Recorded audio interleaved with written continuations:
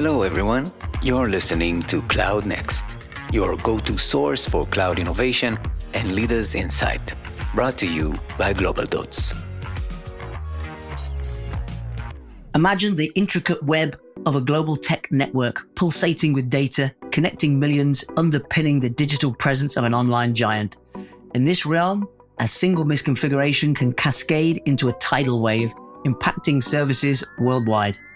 I'm Ganesh the Awesome, and in today's episode, we're delving into the high-stakes world of network management at Wix, where every decision and each adjustment can have far-reaching consequences.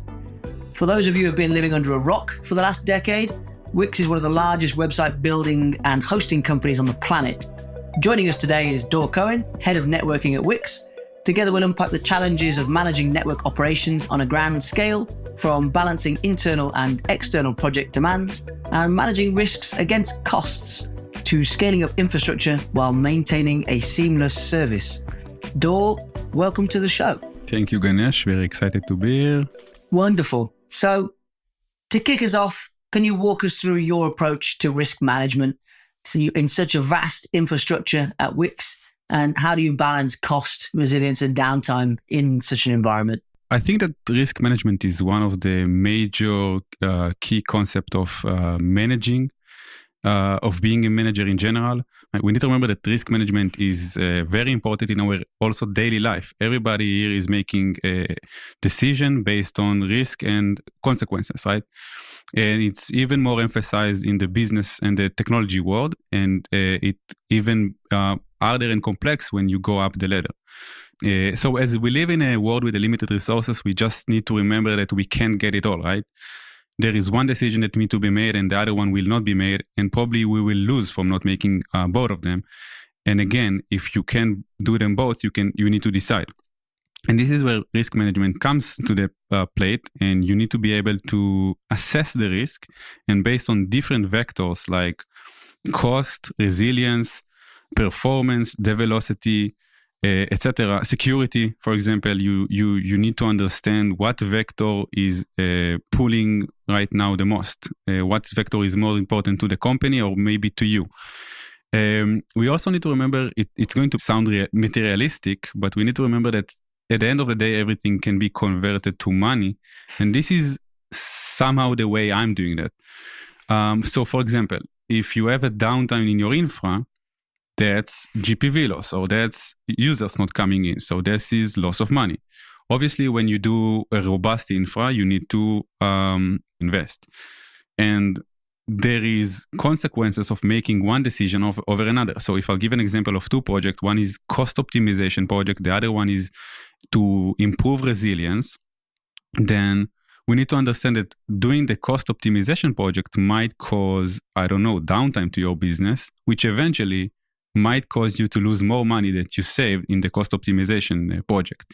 So you as a manager need to be able to balance and to make these assessments, obviously with your upper management, which are putting the weights on what is more important for them at that time. We need to remember there is no one answer to what need to be done. It's very hard to predict, and it's very hard to tell in retrospect if it was a good decision or not. Because we only live one scenario, right? But at the end of the day, we need to remember that you need to at least give all the information to the stockholder that need to make the decision, and then probably trust your gut when you make it. But always try to convert it to the money impact and the probability of the thing to happen. I actually love the idea of linking everything to money. It makes not only a compelling event for you looking at it, but also if you're looking at tooling specifically and raising budgets from internal departments or your boss or something like that. I always find it quite astounding that people aren't willing to spend money on things. Security is a great example. You might ask somebody for, $50,000 a month for something to stop them getting ransomware, for example, a particular CNAP tool or something, which seems way too much money to spend, and they're not happy to spend that money. But then the risk of ransomware and how much you would pay is in the multi-millions of dollars if you're a large company. And having everything equated to money is a very nice approach. That's Very cool. Money's a good KPI. Everybody understands money. I want to emphasize that. So security is actually the hardest part, at least for me, to convert to money, because it's always the risk of being exposed, which is actually game over sometimes. But it's also true for dev velocity, and basically, again, everything that we are doing. So the fact that you might choose a cheaper, less expensive product over another, it might sound very beneficial for the company, but if there are two engineers that need to support this less expensive project or service, then you will pay for that time as well. So time is money, resilience is money. It's a materialistic world. We are here to make money, and this is one of the best way to evaluate and do the risk assessment, again, with the probability of things happening. So maybe my next question might actually be answered by the answer money, but looking at, you're in charge of this global network where every single decision can have a huge impact. How do you personally prioritize all the projects that are in flow? Yeah, so I would say it's somehow related to the risk management question that we've been talking about just now. But it is. And we need to remember that, at least for me and for Wix, resilience is the most important vector. So as I mentioned, we can convert everything to money, but there is probability and weights to each vector. So resilience will get extra weight at this moment of a time. So I tend to prioritize based on the resilience. But again, there is the probability of things happening. And there is also the fact that we need to do the differentiation between long-term and short-term decisions. That does lead us somewhere else interesting, because it's very, very difficult to get budget for a long-term goal typically for people. So that's also an interesting topic for me, because management is not interested in 3 years. If you have a budget plan for something as big as that, it's typically not as interesting as something that's important today or for money today. So it's all more of the same. So prioritizing project has a lot of vectors to it. Of course, there is the risk management that you need to make when you make one decision over another. There is the different vectors that are pulling, which are the resilience, cost, efficiency, performance, the velocity. And there is the external, internal project that you need to be able to balance. There are stuff that you want to do for your own team, for example, to improve the dev velocity of my engineers, versus an external demand from the company, right? And there is also the long-term versus the short-term project. There is stuff that I know that might take much more time and will need to postpone other project. And there are sometimes things need to be done immediately. So the way I do it in general at Wix, and this is one of my managers taught me that. He just told me to write on a paper the way I want to see the group and the infrastructure without any restriction. So imagine that you don't have any money restriction, and I don't mean you have really unlimited, but you don't need to think about money too much. You have all the human resources in the world, and just imagine the way you want to see your group and your infrastructure stack.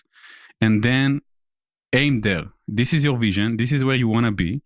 Look where you are at right now, and try to make sure that every decision that you make and every project you take, even if it's a short-term or long-term, it should be toward this vision.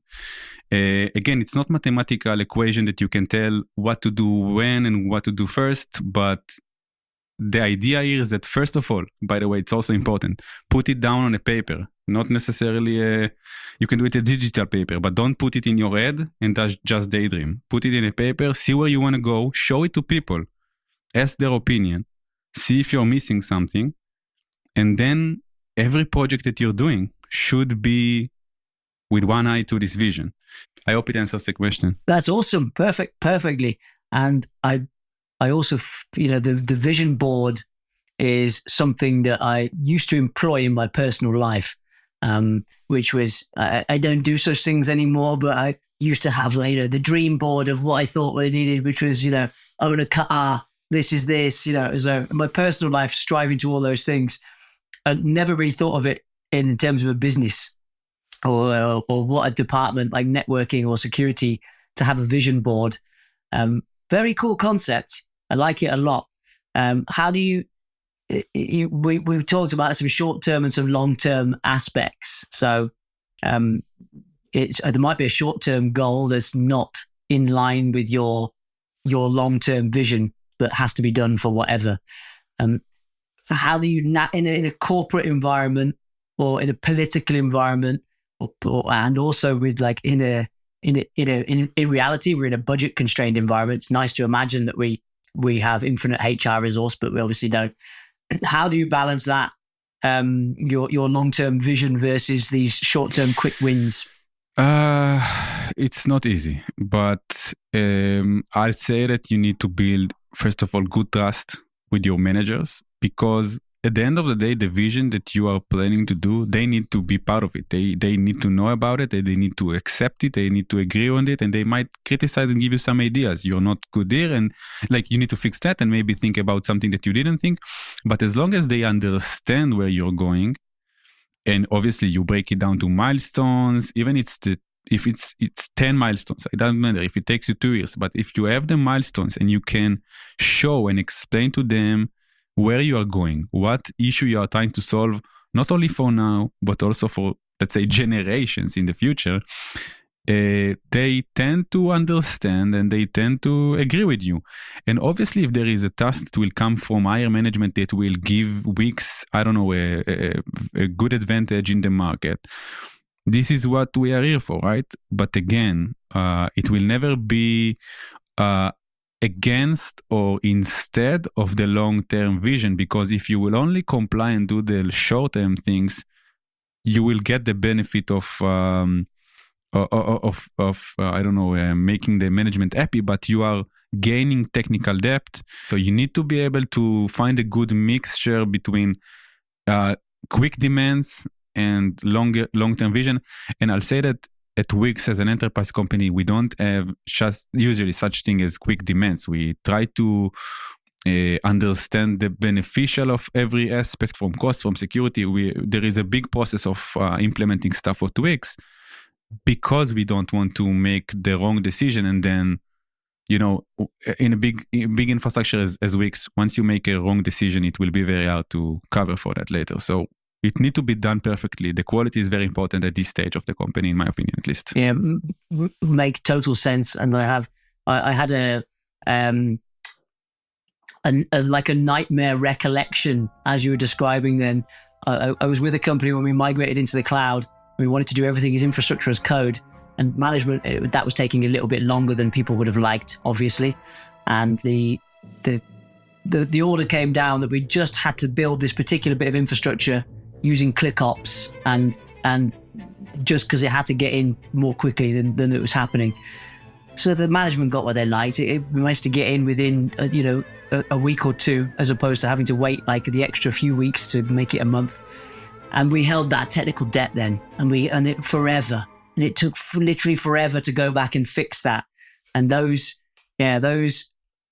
don't know what's missing in the world to stop IT people getting bullied, I would say, or there's a natural persona of a tech person, and they tend to be more introverted.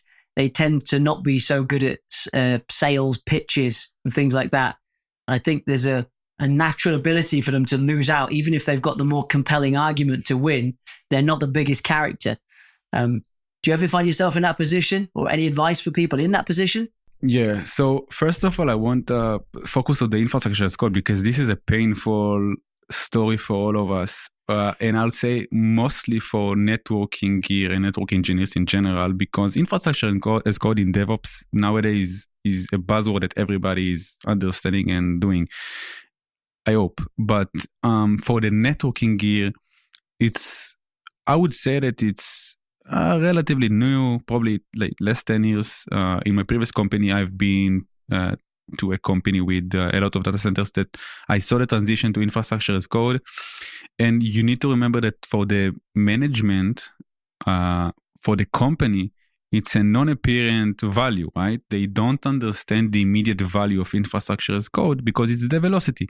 But if you are able to explain and show that in the future, every task, project that need to be done will take, I don't know, half the time, 10th time the less, it's money. It's money that will need to, you need for human resource and for generally doing project, right?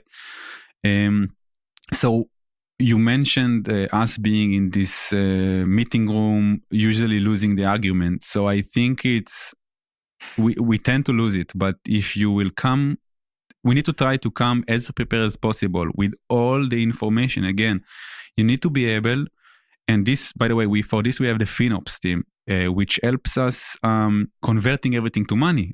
I can show them 2 engineers doing this work every 5 minutes, every 10 months, whatever it is, how much money it costs. The uptime, because of those and these incidents, how much it costs. The fact that you did a human mistake error because it wasn't infra as code, how much it costs. And then when you come with the money, you win the narrative. So you lose some, you win some, but show them the money. I love it. Somehow the focus of the podcast is monetize everything. Make every KPI a piece of money. Make every technical debt a piece of money. Make every the future vision, make that a piece of money. I work on a lot of projects. I know for sure that we don't see that. We see lots of metrics. We see lots of metrics and KPIs and graphs, but not so much completely adapting it to a dollar value. Leads me quite nicely into another question. So you're turning everything into a KPI. Everything's got a dollar value on it. In companies like X, we saw Elon Musk take over. He went on a cost-cutting spree, and essentially pretty immediately we saw global outages on the platform, which, to be fair, used to be rare or almost non-existent. How do you face that? If when you're fighting for your budget, how do you know you've got sufficient resources to keep the lights on and have enough extra resources in stock for those emergency moments that might hit you? Yeah, so I think that, first of all, I don't know what Elon was doing there, and I think it will be unfair for me to criticize such a person, but I can only assume that he put too much weight on the cost cutting on the behalf of resilience, right? But when we do cost cutting at Wix, it will be find the points where we can make us more efficient without losing the resilience. So again, there is probability and the game of probability of what will happen and stuff like that. But we have a very good FinOps team, and this is really, they are the leading the industry in Israel. And they make it much easier for us to make the calculated decision. By the way, there are a lot of projects which can be cost cutting, but which one we should prioritize. So this is something that they help us do. And again, it's not only the run rate on the different SaaS solutions, it's also the dev velocity that cost us the engineers and the GPV loss if in such case. So again, I'm not sure what Elon was doing there, but I guess he was prioritizing cost cutting over resilience. I can only assume, and this is what we see. Well, you got wise words to him. Elon Musk does listen to the show, by the way, so anything you say does get directly back to him. So yeah, there you go. Let's go back to your infrastructure for a moment, because we didn't touch on that. You obviously have a ridiculous number of websites hosted and a huge infrastructure. We talked a little bit about infrastructure as code and how that can help, people get a more DevOps mindset, and particularly relating to networking. Could you tell us about some bits of special magic that Wix are doing in order to either scale rapidly or adapt your infrastructure? What's the secret sauce in Wix? What can you share? Yeah. No, I don't think there is a specific technology, but it's more of the mindset where it's less being a firefighting and in the meanwhile plan to the worst case. So again, it's not like I have a special sauce for making stuff scale easier and faster, but to begin with, when you create your infrastructure, when you create your layout, you need to plan for the worst case scenario. So what if this, and there is the chaos testing methodology. So what happens if this dies? What happens if this dies? What happens if this dies? What happens if we need to be able to cope with more load than that, double the load, 10 times the load? There is no always solution for that. But again, it's back to the risk assessment. What is the probability of getting 10 times the traffic in 1 minute? So there is nothing fancy about it. And also, again, back to the firefighting tradition. When you are busy with firefighting all the time, it will just not work. Like, you need to somehow get out of this tradition and plan to the future. And the firefighting comes from the fact that to begin with, the infrastructure that you built wasn't, I guess, good enough, or you didn't think about this issue that might happen. So it's not about the scaling fast, it's about preventing it to begin with. I hope it helps. That's a great answer.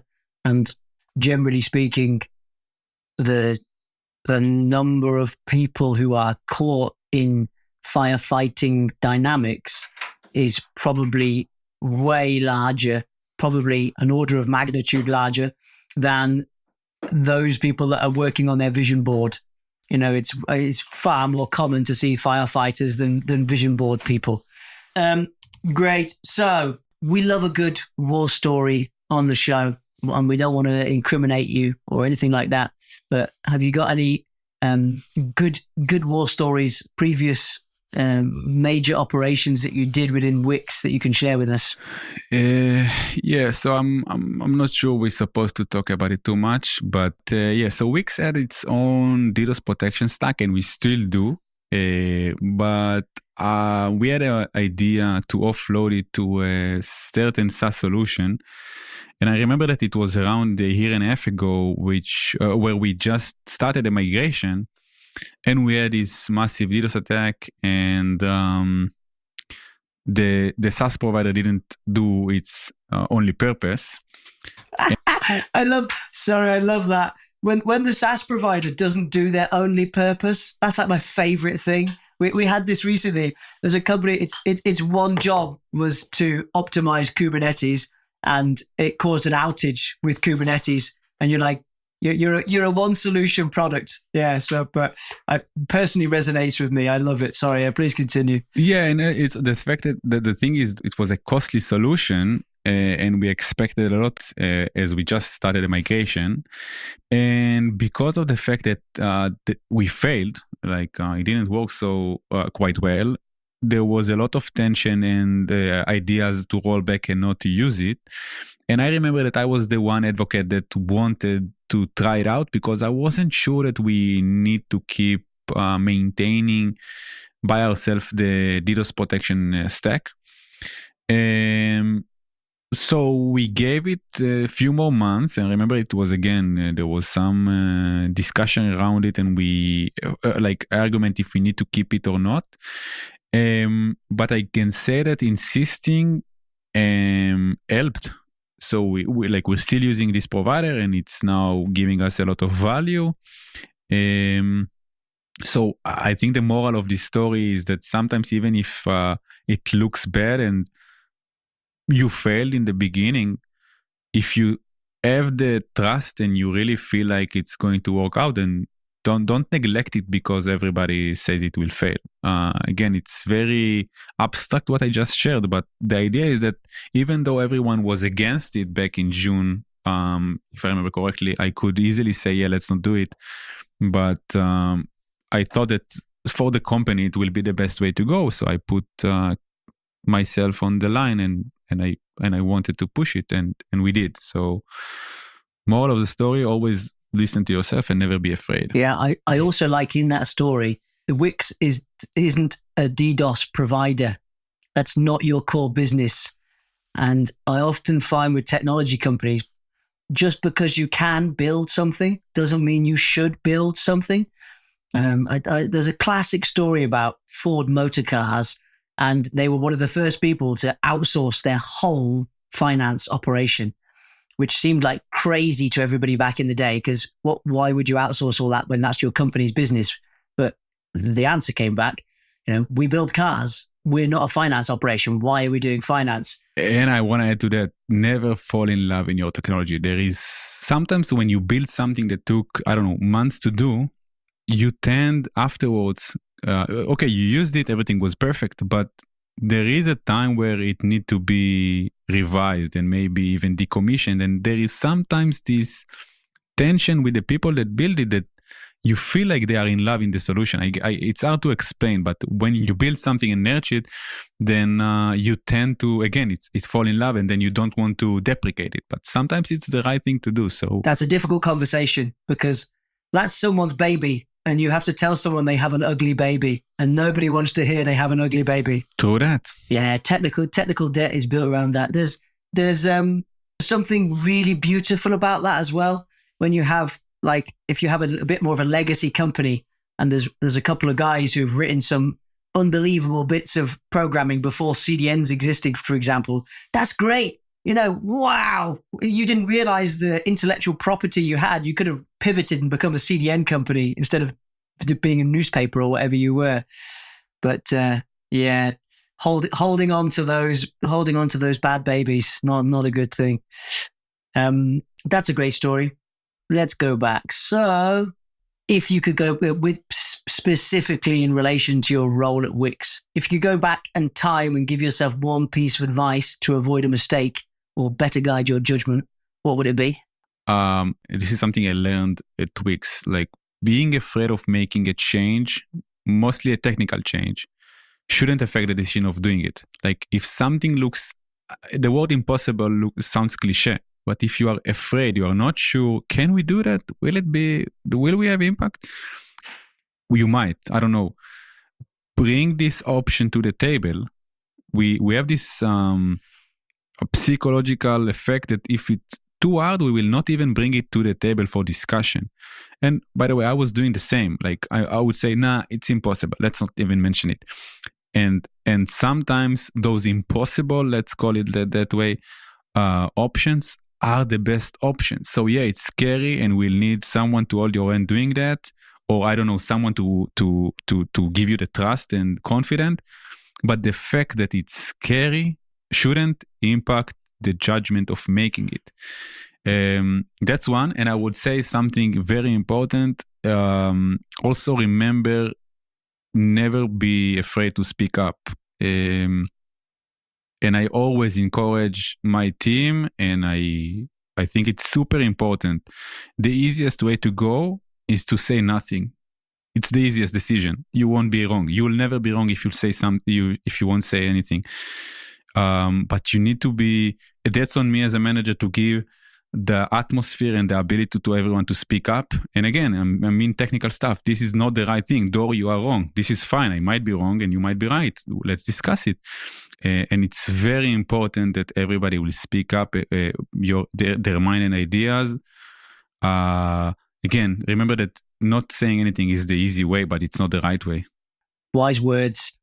And the saying nothing culture is definitely, that's a toxic culture where you can have very competent engineering people and architecture people, but they're not willing to be wrong, or they're not willing to make a mistake means you're not doing anything.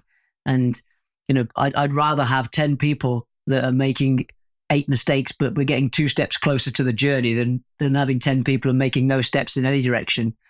It's, a lot of that is culture for sure. Football's a great example. You have a manager, the manager comes in, if he doesn't make the team win within 4 or 5 games, or they have 10 bad games in a row, that's it, they're gone. Or in politics, somebody is head of a department, and that department, something goes wrong.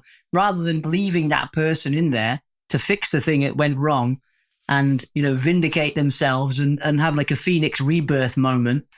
And at the end of that Phoenix rebirth is a much better person, and they're way more battle hardened.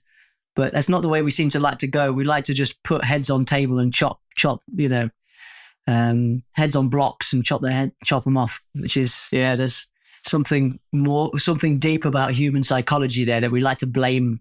We like to have a focus to blame something, a thing or a someone or a process. That was a great one. Thank you for that. So we know that technology, and particularly around web technology, is ridiculously rapid in these days. It seems like every few months there's an announcement about some new technology, some new way of delivering content. How do you keep track of these technological advancements and industry innovations? It's a tough one because it's a question to Wix as a whole. But for us in the network team, I would say that we actually we take things slowly. As I mentioned, every new technology, if it will be part of our infrastructure, need to be carefully evaluated, right? So obviously we're being approached by many vendors that want to either do business or have us part of their POC. So we know what's going on in the market. But it doesn't mean that we will pursue it. I mean, as I mentioned, it's more important for us to be stable with the things that we are familiar with than to just adopt a new technology.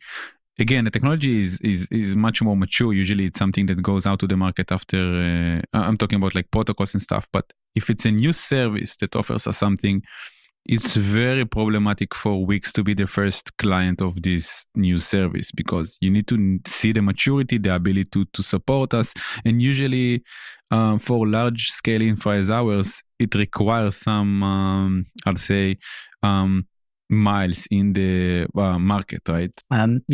Do you keep a technology radar in Wix? I mean, again, usually I'm being approached by a lot of people.